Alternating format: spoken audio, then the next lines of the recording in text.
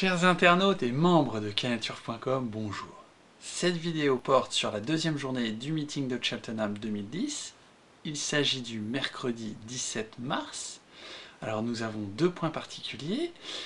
Le premier est que la Saint-Patrick, célébrée par les Irlandais, a sa date qui coïncide avec une des journées du festival de Cheltenham, c'est relativement rare. À ce titre, l'Office de tourisme irlandais, le champ de course de Cheltenham, le Jockey Club irlandais offre aux 36 000 premières personnes qui se présentent sur le champ de course une cocarde à l'effigie de l'Irlande. Nous avons 4 courses support d'enjeu PMU. Aucun cheval entraîné en France ne va y prendre part. Première course, et comme nous l'avons fait lors de la journée du mardi 16, je vous présente les données statistiques des éditions passées qui vont vraisemblablement nous donner le profil du gagnant de la course qui nous concerne, sur un principe de continuité, en disant qu'il ne va pas y avoir d'événements trop particuliers et que les choses, année après année, se déroulent similairement. Nous avons donc en première course le Neptune Investment Novices Hurdle, une course, donc vous l'avez compris, pour des chevaux peu expérimentés sur les haies, qui ont 4 ans et plus. C'est un groupe 1 sur 4200 mètres. Alors, les 10 dernières éditions ont vu des chevaux entre 4 et 6 ans remporter la course. 9 des 10 derniers vainqueurs avaient une cote qui était dans les 6 moins importantes au départ de la course. Ils avaient remporté une des 2 dernières courses. 50% de leur performance sur les haies étaient des victoires. Et il s'agit de chevaux qui ont gagné sur les haies sur une distance de au moins 4000 mètres. Donc ça, c'était pour 9 des 10 derniers vainqueurs.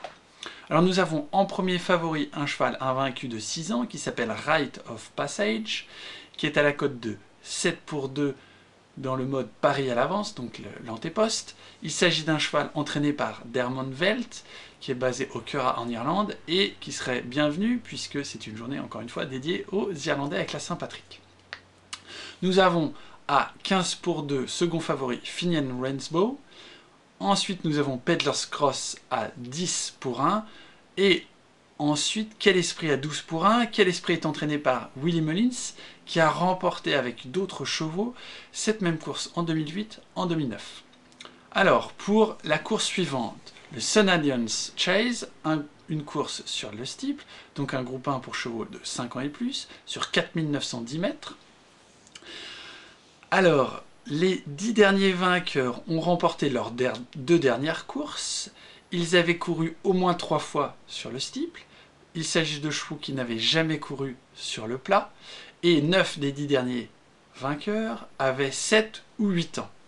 Alors, nous avons Nicky Anderson, entraîneur anglais, qui a 2 chevaux, les 2 premiers favoris. Il s'agit de Puncher's Downs, qui est à la cote de 4 contre 1. Ce cheval a 7 ans. Ensuite, nous avons Long Run, ex-Macaire, qui a terminé sa carrière avec Guillaume Macaire fin novembre dernier. Il a rejoint Nicky Anderson. Il a 5 ans. Il est à la cote de 5 contre 1. Ensuite, nous avons Diamond Harry, à la cote de 8 contre 1. Donc, il s'agit du premier favori, Puncher's Downs, à la cote de 4 contre 1, qui a beaucoup de critères, donc qui, comme je vous le disais, vont en sa faveur pour cette course-là. En troisième course, nous avons le Queen Mother Chase, une course de 3200 mètres pour chevaux de 5 ans et plus, un groupe 1.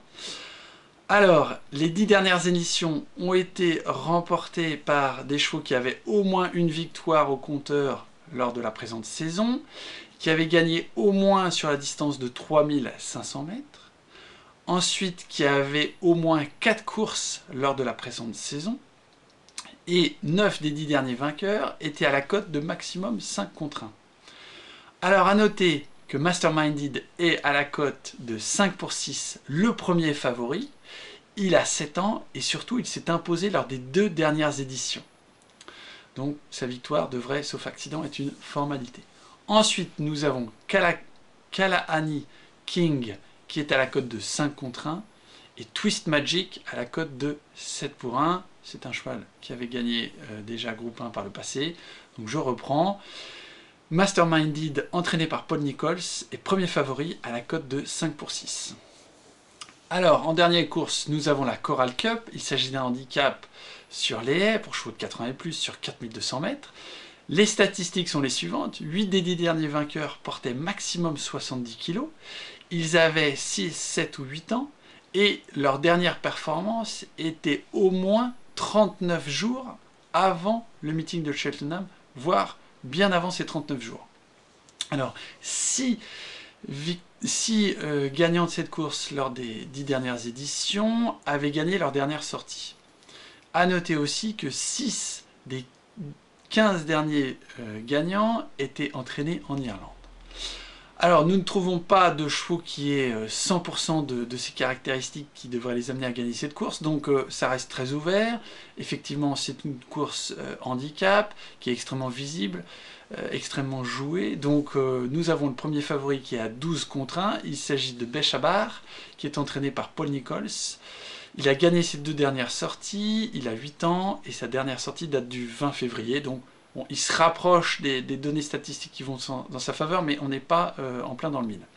Ensuite, nous avons Lake Legend à 14 contre 1, qui a gagné ses 2 dernières sorties. Il est entraîné en Angleterre par Alan King, il a 6 ans, et sa dernière sortie date du 26 décembre. Ensuite, nous avons Spirit River à 14 contre 1, entraîné en Angleterre par Nick Andersen. Alors, comme à l'accoutumée, je vous suggère toujours de vérifier sur canalturf.com les dernières informations qui pourraient changer la donne dans vos paris. Non partant, changement d'état du terrain, changement de jockey. Voilà, pour ma part, je vous donne rendez-vous jeudi pour la 3e journée de ce fabuleux meeting.